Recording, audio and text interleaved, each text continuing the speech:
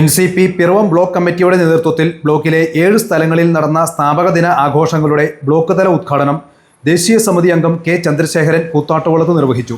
Block president Baiju Chacko അധ്യക്ഷത വഹിച്ചു. സംസ്ഥാന നിർവാഹക സമിതി അംഗം MM അശോകൻ മുഖ്യപ്രഭാഷണം നടത്തി.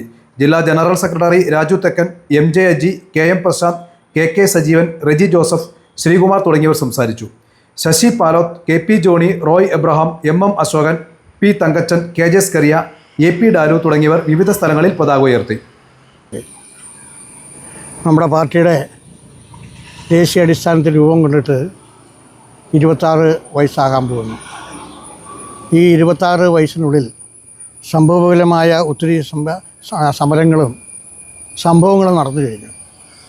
നമുക്കറിയാം, ഇന്ത്യ രാജ്യത്തൊരു ദേശീയ പാർട്ടിയായി പടർന്ന് പന്തലിച്ച NCP കാലത്തിൻ്റെ കുത്തൊഴുക്കിൽ പലതും നമുക്ക് നഷ്ടപ്പെട്ടവരാണ്. നമ്മുടെ ദേശീയ പദവി വരെ നഷ്ടപ്പെട്ടു. എങ്കിൽ പോലും ശ്രീ ശരത് പവാറിൻ്റെ നേതൃത്വത്തിൽ വളരെ ശക്തമായി ഇന്ത്യ രാജ്യത്ത്, പ്രത്യേകിച്ച് വിവിധ സംസ്ഥാനങ്ങളിൽ നമ്മുടെ ഘടകം നന്നായി പ്രവർത്തിക്കുന്നു. കഴിഞ്ഞ പാർലമെൻറ്റ് ഇലക്ഷനിൽ ഏതാണ്ട് 9ഓളം ലോകസഭാ സീറ്റുകൾ നമ്മൾ കരസ്ഥമാക്കി.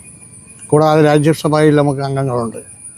വിവിധ സംസ്ഥാനങ്ങളിൽ നമുക്ക് MLA മാരുണ്ട്. ഇങ്ങനെയൊക്കെയുള്ള ഒരു മതേതര ജനാധിപത്യ പാർട്ടി